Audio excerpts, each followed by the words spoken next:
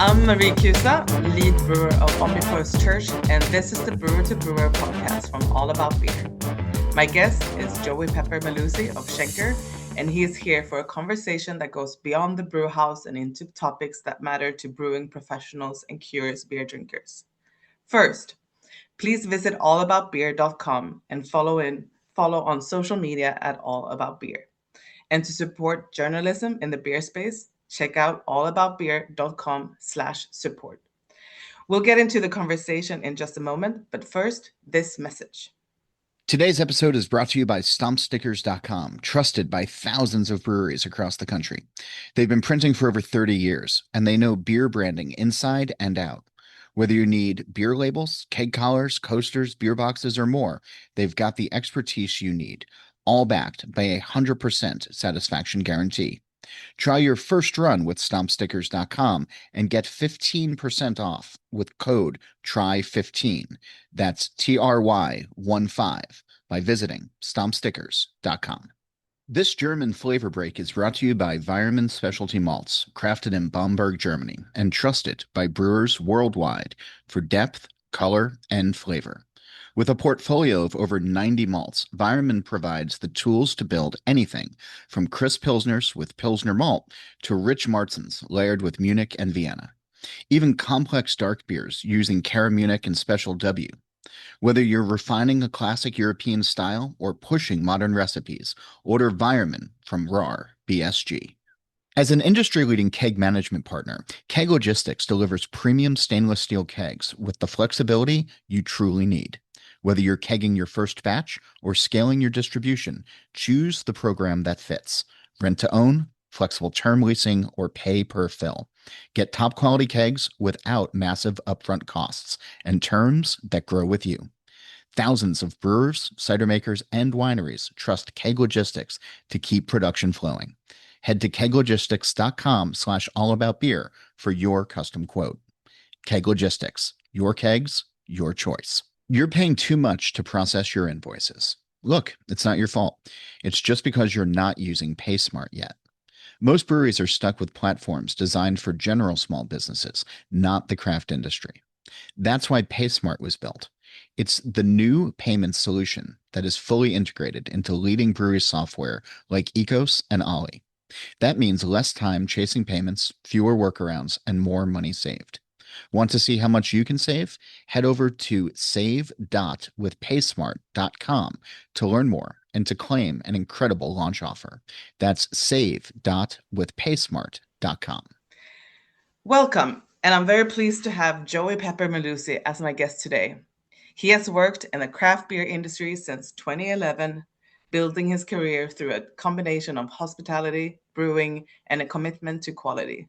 In 2013, Joey joined the opening bar team at Tushed in Greenpoint, Brooklyn, where he curated the beer pairings for the Michelin-starred restaurant Luxus. In 2016, he started brewing at Volksbier, where he was able to hone his recipes after becoming head brewer. In 2023, Joey founded Schenker Beer Company, where he focuses on brewing German-style lagers, whole-fruited Berliner Weisse, and saturated yet balanced hoppy beers. This year, he moved from Brooklyn to Atlanta, where he is currently working as the beer lead at the Brick Store pub as he planned the next phase of Schenker here in Georgia. Hi, Joe, and welcome to Brewer with me. Thanks so much for having me, Marie. Yeah, It's I'm good so to see excited. you and hear you again. Yeah, Been it's too so good to long. see you. I don't know how many years ago, I would say maybe 2017 or 18. Probably. Last time I saw you, and it was at Volksbier. Yes, that's Yeah. right. Yeah. So I wanted to start where we met first. Sure. And I think, I don't know exactly the year, but it's probably 2013, 2014. And right. it is at Tushed, Yes. the bar. So I lived in New York, and Tush was pretty much like my second living room. I hung there a lot, and it was such a cool bar, great bar staff like you. And yeah, just like great events and great beers and everything. And I want to hear from the other side of the bar. I was just I was, I guess, drinking. So I want to hear from you, like how it was to work at Tush, and like, in my opinion, one of the coolest bars in Brooklyn, but also like with such great beers and like sought after beers. So I want to hear how it was to work for you there and what you thought, and then also like if you have any like peak moments or peak funny stories or something like special like memory from that time in the bar. Sure. Yeah, I would say it was a really special time and kind of like a pivotal couple years in New York, and specifically the beer scene I'm talking about, where, we kind of had the emergence of Other Half and Threes opening, and it was kind of like the very early aunts of New York really having its own local beer community. And, before that, imports were such a pivotal part of the beer scene, especially for, beer geeks and nerds, so having, particular lambics from Driefontein and Cantillon were incredible to have at that point. So being a part of that opening team at Torst and opening that place with the bottle list that we had, I thought it was probably the coolest thing ever, honestly, at that point. None of these beers had really been served before in the United States, some of them. And certainly no one had the breadth of availability and different styles from those breweries that we had. So I found that very, very special, and being able to help essentially just manage those beers and being able to pour them for people. And those on top of just the amazing draft offerings that we had at that time. It felt like a very special moment within the New York beer scene, and certainly as part of my life, where I felt I was really able to use my passion and my knowledge that I had been kind of just, at home studying and obsessing over these things, and finally was able to really use them in a professional setting. So I thought that was really incredible. And obviously, the customer base was equally as excited. So, the early months there were just crazy. We were busy and, selling these beers, and it was a blast. One kind of pivotal, funny memory I had, I don't know what was going on that night and why it was so particularly busy, but it was probably a Saturday or something, and we were absolutely packed. And for whatever reason, Jeppe is getting followed by like a Danish television cameraman and someone interviewing them. So he's amongst the crowd with these guys. I'm trying to navigate between them, and they're doing their thing, staying out of people's way. And I'm like, okay, we're good here. And right at midnight, it was my birthday. And I was like, oh, Jeppe, it's midnight. It's my birthday. And he's like, oh, that's awesome, man. But I'm going to need you to go downstairs and clean up the bathroom because someone unfortunately did something in there. And I was like, okay, great. So I went and got the mop bucket and cleaned up the disgusting mess that someone decided to leave in our bathroom, which our friend Carl Grandin had so lovely painted a couple months prior. And later had a good laugh with Jeppe about it. But thankfully, John Langdon, or Langley, that was GM at the time, he was like, thanks for doing that. Sorry you had to immediately clean up poop on your birthday. So we drank a bottle of the Fall from the Four Seasons from Driefontein, which I will always remember as a very fun night. Awesome. That's so me as a guest there, obviously being a huge beer nerd, I found my way there. But did you find, was it equally beer nerds coming in and just randomly guests coming in for a drink at Tush? Definitely. Greenpoint obviously has turned into, the new Williamsburg within Brooklyn, but it wasn't quite like that when Torst was established back in 2013. Irene's was still there, Enid's, Matchbook, all of these kind of early onset Brooklyn bars and, Polish spots, Italian spots. Everything was still there. Five Leaves was there. They're still around and kicking, but it was a very different landscape. But we definitely had a bunch of regulars that just lived close and was like, this place is cool. And certainly they liked beer, but maybe they didn't know all these different breweries that we had, especially in bottles. And we're kind of able to tap into that, and probably, left that bar experience, being like, wow, like I've been coming here and now I know all these beers and I can go to this place and feel comfortable.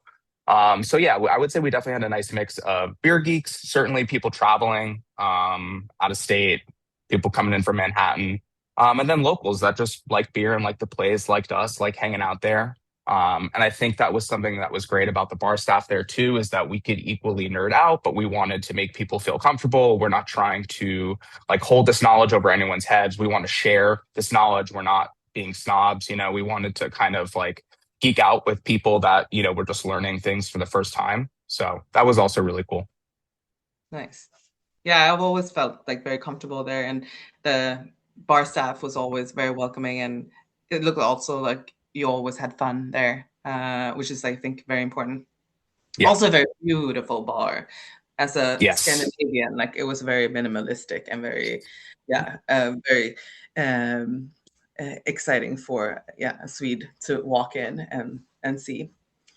So moving from Törscht, is Volksbier the next step then? Yes, essentially, from the only thing that would be possibly in between was, just kind of starting out within Turst. And then as Luxus opened, getting more involved there and just kind of taking on more responsibilities within the company. And obviously, I would say around like 3 years in, I kind of wanted to make that step into brewing. And that's kind of where Folksbier came into play around 2016, 2017.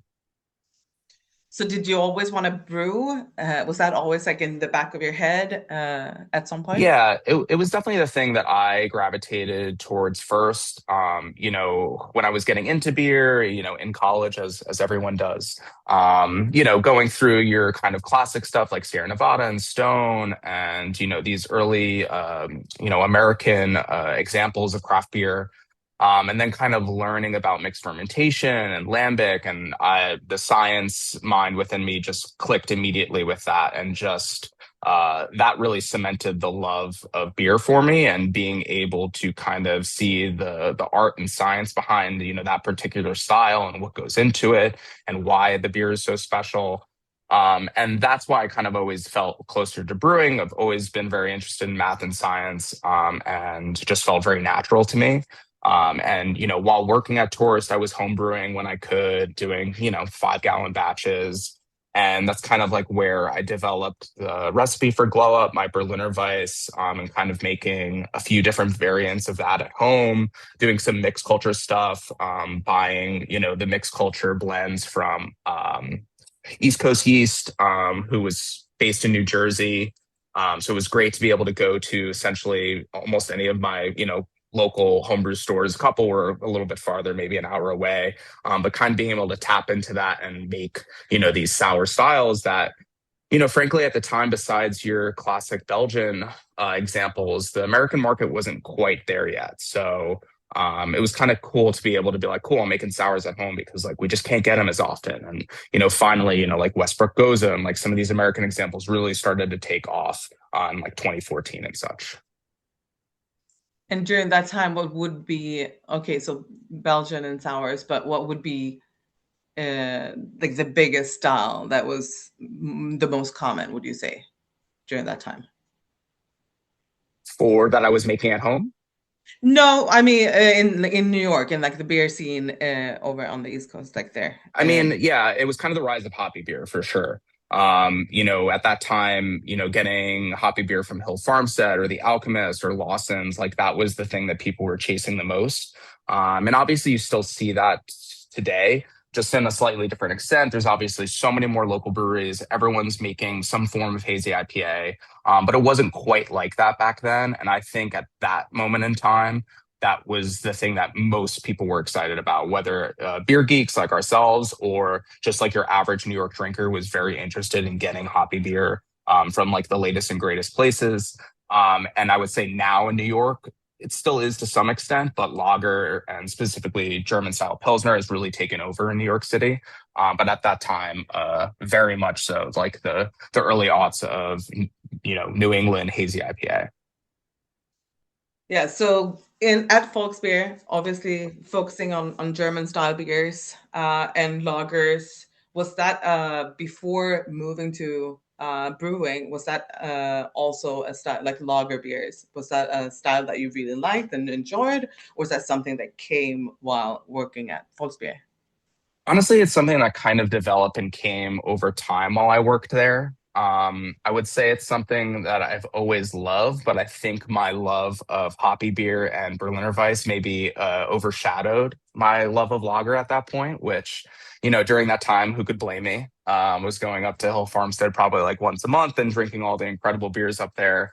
And we would get things like, Italiano Tipo Pills on draft at Torst or Toast, which we like the staff always unanimously loves. So we definitely had our examples, but then I go back to again, like we didn't necessarily have like these amazing lager beers brewed locally or even within the Northeast that we felt like we could get and really were able to like be excited about. I think that was something as over time breweries developed more and obviously the local scene just got better. So yeah, it was something that developed for me. If because when I think about craft beer and the journey here in Sweden, when it comes to lagers, it's been mainly like the macro, like the big ones, and it's now I think maybe the past 5 years here in Sweden that lager like craft brewed lagers are really like getting big. But I feel like you Yeah. guys in the States has always been you're always ahead. So I mean, when did Volksbier started in 20?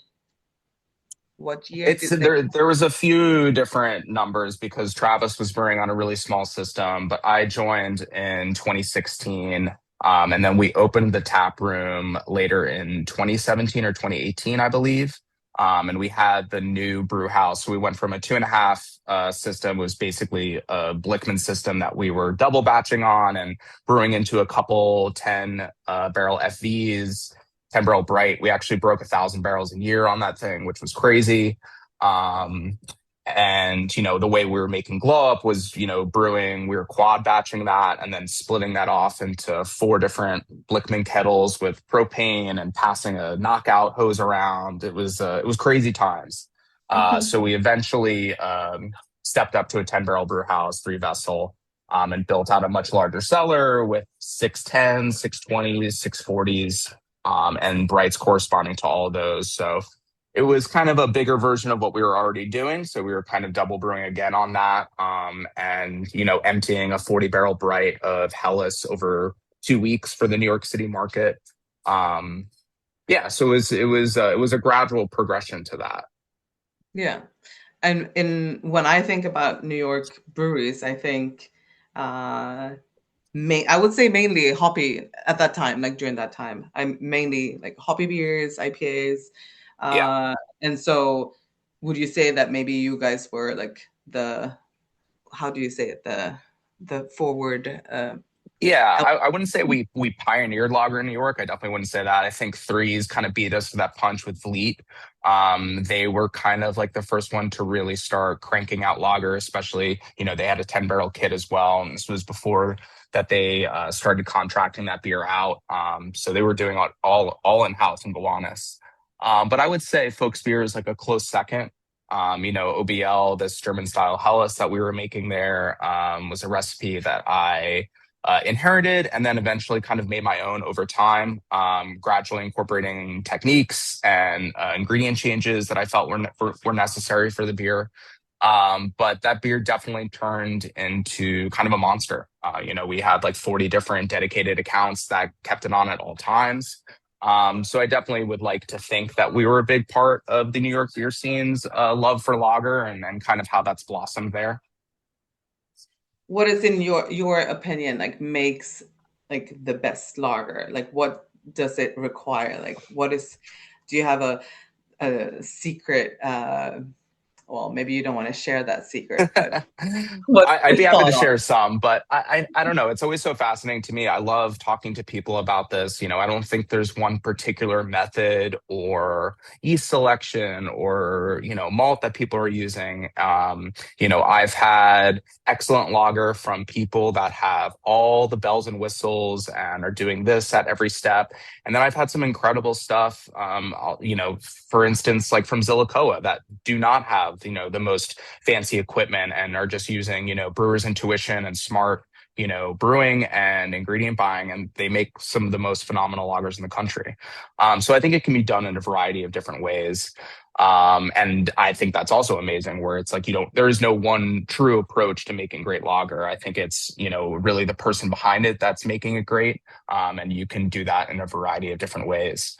But I would say certainly, having I wouldn't say they're the right yeast, but a yeast that you enjoy using, that you feel like you have dialed in, that's not giving off too much ester quality. Speaking German specifically, not Czech style lager, which definitely has some yeast character.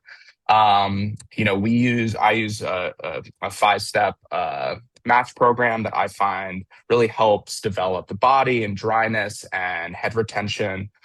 So I think just doing everything that you can at any point to make the best beer possible. And, obviously beer's made in the cellar. I find, I always cellared all of my own beer. I find that was really important as a step for me to kind of see, what is the beer tasting like right now? What can I do to make this better?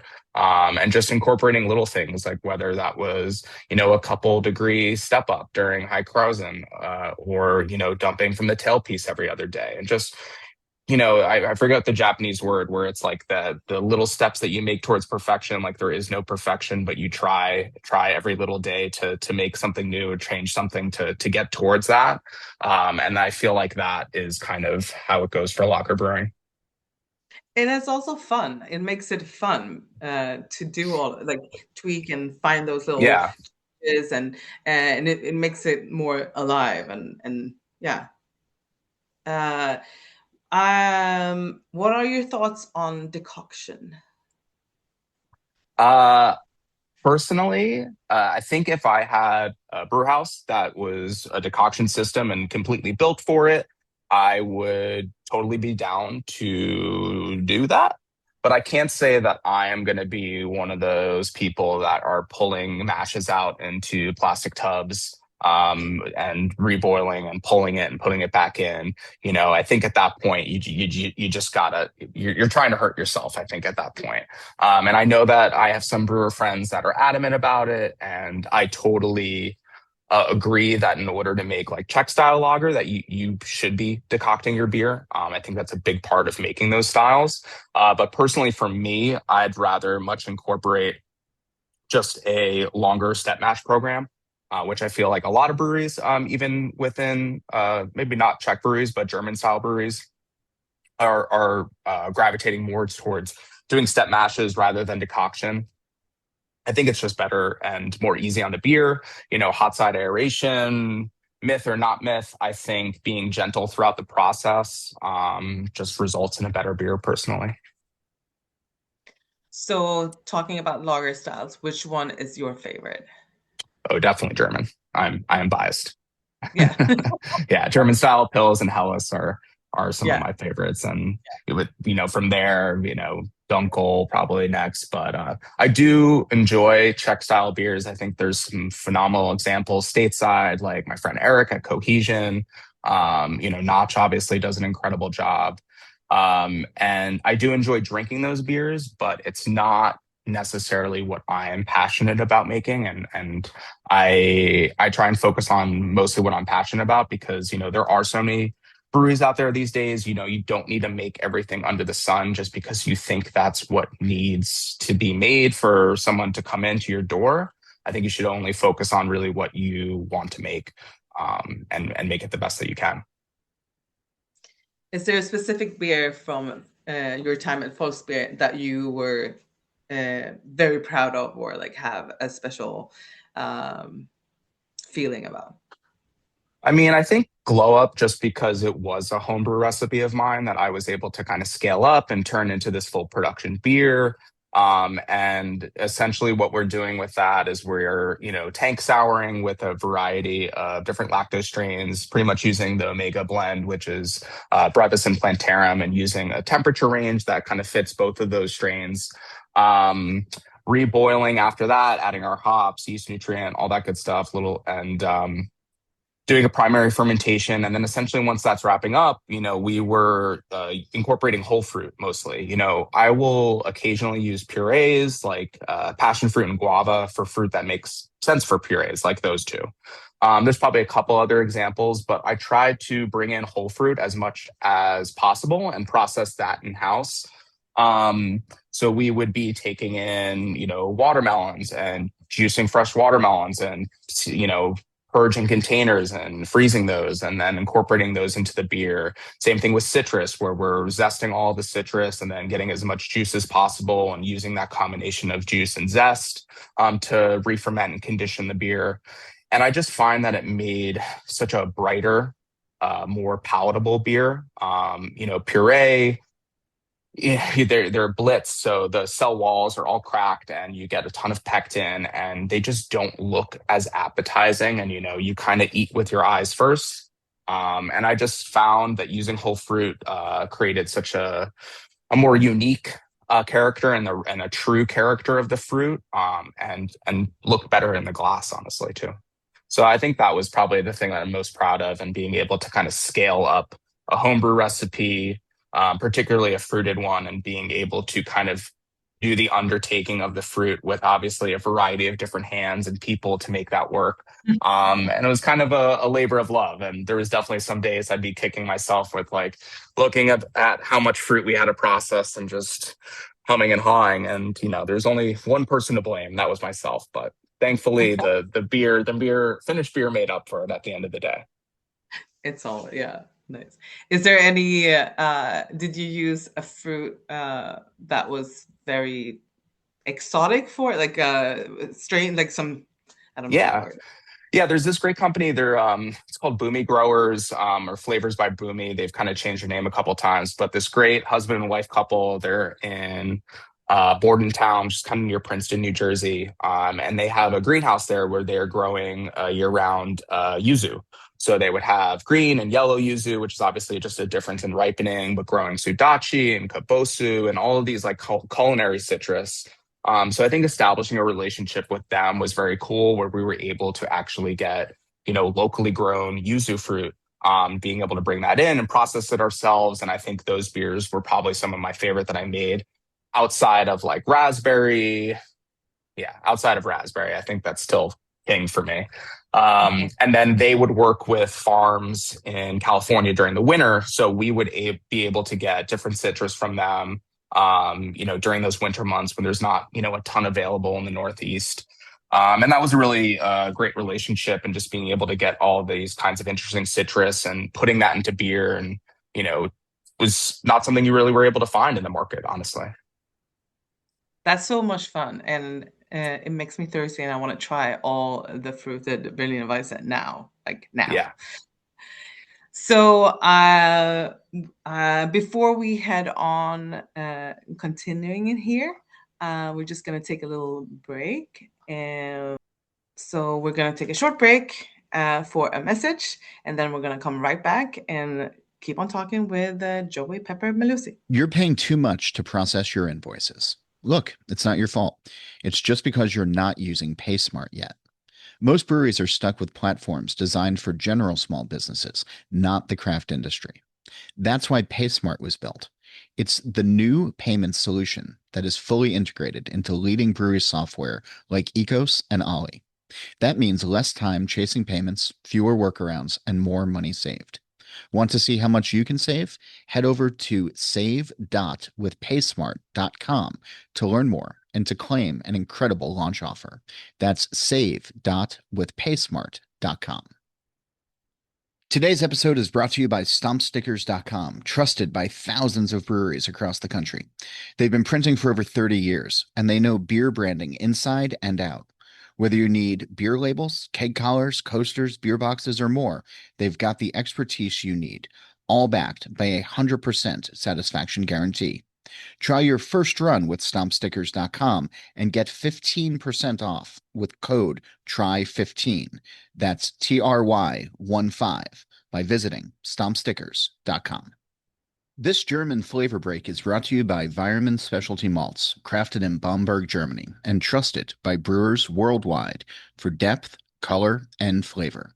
With a portfolio of over 90 malts, Weyermann provides the tools to build anything from crisp pilsners with Pilsner Malt to rich Märzens layered with Munich and Vienna. Even complex dark beers using Caramunich and Special W. Whether you're refining a classic European style or pushing modern recipes, order Weyermann from RahrBSG. As an industry-leading keg management partner, Keg Logistics delivers premium stainless steel kegs with the flexibility you truly need.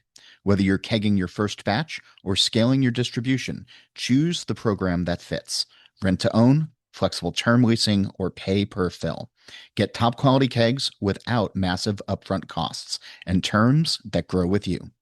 Thousands of brewers, cider makers, and wineries trust Keg Logistics to keep production flowing. Head to keglogistics.com/allaboutbeer for your custom quote. Keg Logistics, your kegs, your choice. Welcome back. So we are talking to Joey Pepper-Mellusi, and we were talking about Berliner Weisse and all the fruit you guys were using. And so I have one last question about Volksbier before the brewery, before we head on to the next journey in your next beer journey. So working in the brewery, it sounds like you did everything. You like in production, you became the head brewer. Do you have as a brewer, I'm always like looking for some fun stories. I have 3 stitches on my arm from the Lauderton. Do you have any stupid or fun or crazy or mistake? I don't know, like something to share. I got one funny one at least. Thankfully, I've been, knock on wood, I've been lucky to not hurt myself too badly in the brewery, besides a few minor cuts and scrapes. I do remember one story my friend told me that he took off the wrong tri-clamp on the HLT right into his leg. So I'm glad I've never done something like that. But there was a time, it was right before we scaled up to the 10 barrel system. We were using Grundies essentially as holding tanks, obviously, but also using them for re-fermentation and conditioning for those fruited Berliners. So we'd be making those 15 barrel batches of base glow up. And then we would probably do 2 to 3 different variants with that batch, and being able to use those unjacketed Grundies, which were so cheap to rent and they were easy to move around, were just really perfect for those fruiting additions. And I remember us cleaning out a raspberry tank and hooked up the hose. I was like, yeah, I'm just going to blast some, HLT water into there, and totally forgot that the Grundy was still pressurized, and blasted a bunch of pale raspberries into the HLT that had the Herms coil in there that we were using. So that was really fun, getting to look in there and just see all this like bubbly, pale white, pink stuff. And I'm like, cool, just fucked up pretty bad. Great. Let's get this emptied and cleaned out. So that was a fun one. That definitely made for a longer day than it needed to be. But yeah, there's always some kind of great pump stories and pressure related issues. Yeah, we've all been there. And I can imagine a lot of puree, a lot of color splashes and explosions, maybe. It happens, Yeah, nothing too bad that we've been able to come back from. But yeah, that's why it's always smart to go slow and think about everything you're doing in the brewery instead of just rushing. So I do want to mention one thing, because I do know that, and I don't know if everyone knows, but you have a beer named after you, Joey Pepper. I do. And I just before now, because I've seen the bottle, and I think I've had it, but it was such a long time, I don't remember, and I had to look it up what kind of beer it was, and I was a little bit surprised. Yeah. But tell me about it. And how did you get a beer named after yourself? Totally. Yeah, it all stems from one of the festival farmhouse sales at Hill Farmstead. It was the first year that Sante Darius was pouring. And one of their regulars had come into Turst, and we just kind of hit it off. And I was like, yeah, I'm going up to the fest, very excited to try the beers from Sarah. And he's like, oh my God, that's so funny. I'm a local, I'm very good friends with Tim and Adair. Like, I'll let them know that you're coming. I was like, cool. So got to meet them, and they were just lovely. Immediately hit it off with them. Yepa had also attended that year, and we kind of all were just hanging out together. And that's where we like established our friendship. And, Yepa had reached out to them to do a collab with them. And Tim really was the one that was like, we got to get Joey involved. I want him to be a part of this. So I will always love him for that and really credit him for me getting involved with that beer. And as far as the style goes, it was something that Yepa had selected where it was kind of missing from his portfolio, and it was what he wanted to make at Westbrook. And then I think it was Tim's idea. It was like, let's name it after Joey, just call it a day. And I remember being in the back of Luxus and just kind of like, I don't know, probably rolling silverware or something. And Yepa was just like casually passing me on the back. He's like, hey, dude, we're going to make a beer. We're going to call it Joey Pepper. Isn't that funny? And I was like, what? You're gonna name a beer after me that's gonna be distributed nationwide? Yeah, kind of very cool information to drop so casually. So we all flew down to Westbrook and hung out together. Obviously joined, everyone for the brew day there. And yeah, just wonderful people. And that was a really, obviously special moment for me, and just being able to be a part of that project. And particularly the Sante version of that beer, which we named Joey fucking Pepper. So that had their mixed culture, but essentially the same base of like this Belgian blonde with, mostly pills, a little bit of wheat, sterling hops, white peppercorns. The mixed firm version was absolutely phenomenal, and they actually rebrewed that. They even did a spicy pepper version, which they named Jose Pimiento for the locals that were able to get those bottles. So that was definitely the coolest part of the project to me, was being able to go out to Sante. And that was still when they had their old system. So before the Premier system, they still had the old like milk kettle. They're pre-boiling all their water because of how hard it was. You could just see the scale on the kettle. And just like really special beers, they're another great example of, a place and brewery that was making phenomenal beers without, the most high tech equipment, and using good brewers' intuition and, SOPs to make phenomenal liquid. So yeah, it was a really, really cool thing to do. And, very, very grateful and thankful that they had me a part of that project. Do you still have some bottles at home? I don't, funny enough, but we did have a case that Adair sent to us of JFP bottles that we used as a big toast at my wedding back in 2021. So that was awesome, and it was tasting great. Nice. Yeah. You got to keep a bottle though, empty bottle. There's an empty. Yeah. Just no more full bottles, unfortunately. So now you are in a new city. Yeah. You moved to Atlanta. We moved. Yeah. You've been there for a year now? Almost. We moved early December. So about 8-ish months. So I don't know anything about Georgia. How's the beer scene in Georgia? It's definitely very different. The reason we moved down here, my wife is originally from Athens, which is where UGA is, the state university, and it's about like an hour and 40 away. Her mom still lives there, and she has a ton of friends here. I have my own friends here as well, besides, my good friends that are in the industry down here as well. So it just really made sense for us to make this move with a 2-year-old and being able to buy a house, which we would not be able to do in New York City. Just kind of get some more space and a little bit of a quality of life upgrade for us. So we made the decision to do it, and it's definitely been great so far.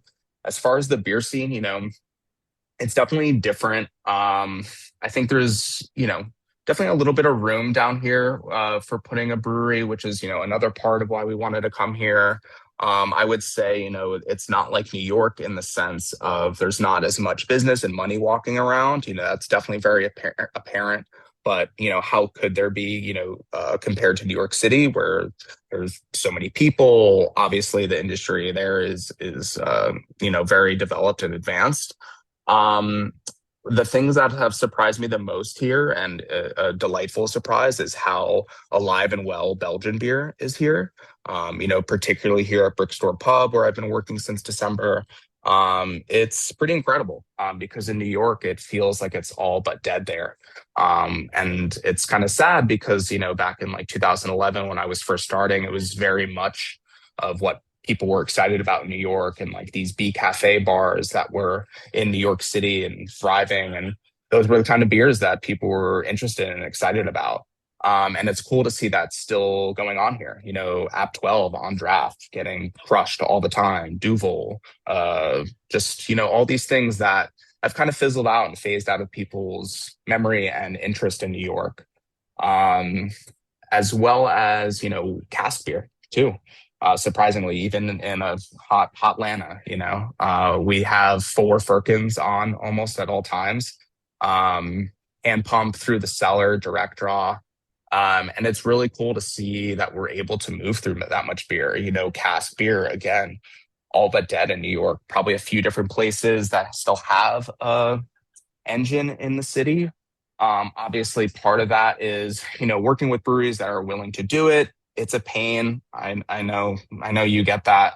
But people that are willing to commit to the program and supply these places are just dwindling, and thankfully, we're able to work with some local breweries, and then even, spots throughout the East Coast that are willing to send cask to us. Like, we're one of the few bars that actually have Sierra Nevada Pale Ale on cask that they serve outside of the brewery.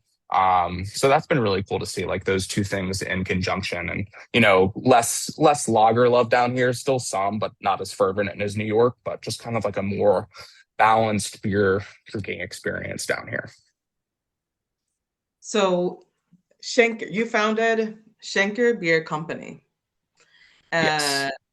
And so this is Gypsy Brewery, am I right? Correct. Yeah. Yes. And you are focused on German style Pilsner there as well? Yeah, so we Folksbier shuttered back in 2021, and I was able to kind of pick myself up, and just start my own brand because I felt like I needed to continue making these beers that I was focused on making at Folksbier. So I kind of was able to do that by working with 12% Beer Project up in Connecticut. Originally a distributor, but they had built this facility in Connecticut in 2019, specifically for brands like myself to come in and have their beer produced there. They definitely have all the bells and whistles, large 5-vessel brew house from QTS, oversized mash tun and mixer, as well as lauter tun. Not really for my beers, but if you're making triple IPA and stouts, it's music to your ears. 2 different kettles with an external calandria, big cellar, Crohn's rotary 24 head canning line. So they had everything there to make, the beer the way that you wanted to make it, which was a big selling point for me. And having that distribution baked in was great. So that was the kind of the quickest way to get back up and running and put money into this brand, and the branding and labels and all of that.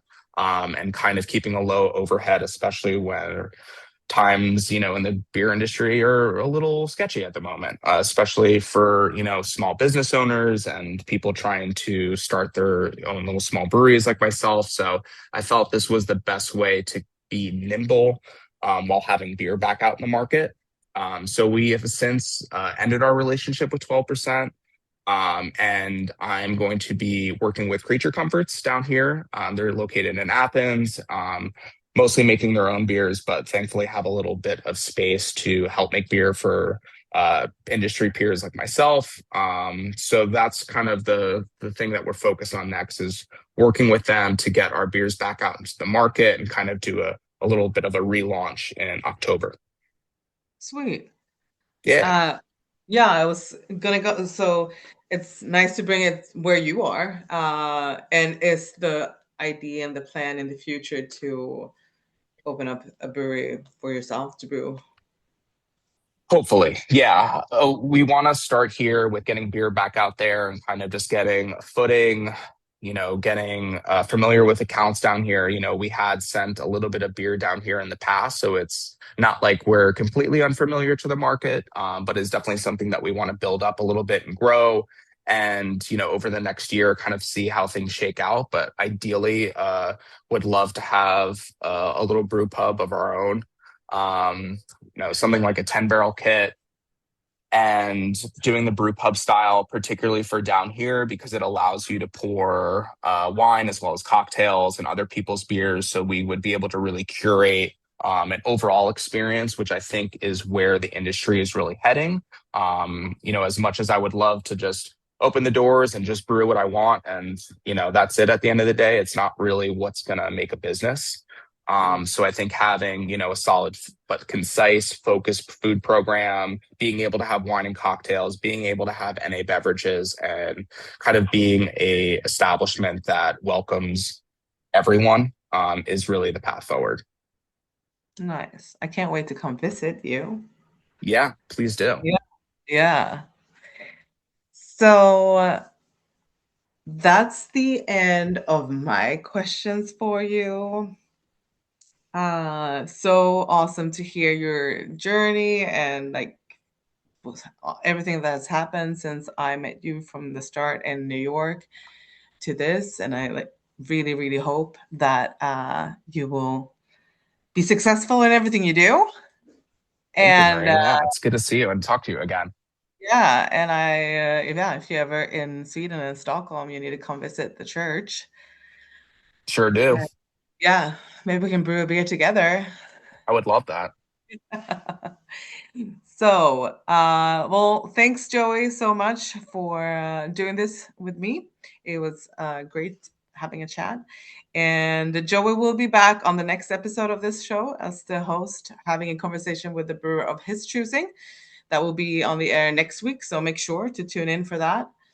A reminder, visit allaboutbeer.com and follow on social media at allaboutbeer. To support journalism in the beer space, check out allaboutbeer.com/support. I'm Marie Kusa, lead brewer at Omnipollo Church. Thank you for listening to the Brewer to Brewer podcast. Today's episode is brought to you by StompStickers.com, trusted by thousands of breweries across the country. They've been printing for over 30 years, and they know beer branding inside and out. Whether you need beer labels, keg collars, coasters, beer boxes, or more, they've got the expertise you need, all backed by a 100% satisfaction guarantee. Try your first run with StompStickers.com and get 15% off with code TRY15. That's TRY15 by visiting StompStickers.com. Weyermann Flavor Break is brought to you by Weyermann Specialty Malts, crafted in Bamberg, Germany, and trusted by brewers worldwide for depth, color, and flavor. With a portfolio of over 90 malts, Weyermann provides the tools to build anything from crisp pilsners with Pilsner Malt to rich Märzens layered with Munich and Vienna. Even complex dark beers using Caramunich and Special W. Whether you're refining a classic European style or pushing modern recipes, order Weyermann from RahrBSG. As an industry-leading keg management partner, Keg Logistics delivers premium stainless steel kegs with the flexibility you truly need. Whether you're kegging your first batch or scaling your distribution, choose the program that fits. Rent to own, flexible term leasing, or pay per fill. Get top quality kegs without massive upfront costs and terms that grow with you. Thousands of brewers, cider makers, and wineries trust Keg Logistics to keep production flowing. Head to keglogistics.com/allaboutbeer for your custom quote. Keg Logistics, your kegs, your choice. You're paying too much to process your invoices. Look, it's not your fault. It's just because you're not using PaySmart yet. Most breweries are stuck with platforms designed for general small businesses, not the craft industry. That's why PaySmart was built. It's the new payment solution that is fully integrated into leading brewery software like Ecos and Ollie. That means less time chasing payments, fewer workarounds, and more money saved. Want to see how much you can save? Head over to save.withpaysmart.com to learn more and to claim an incredible launch offer. That's save.withpaysmart.com.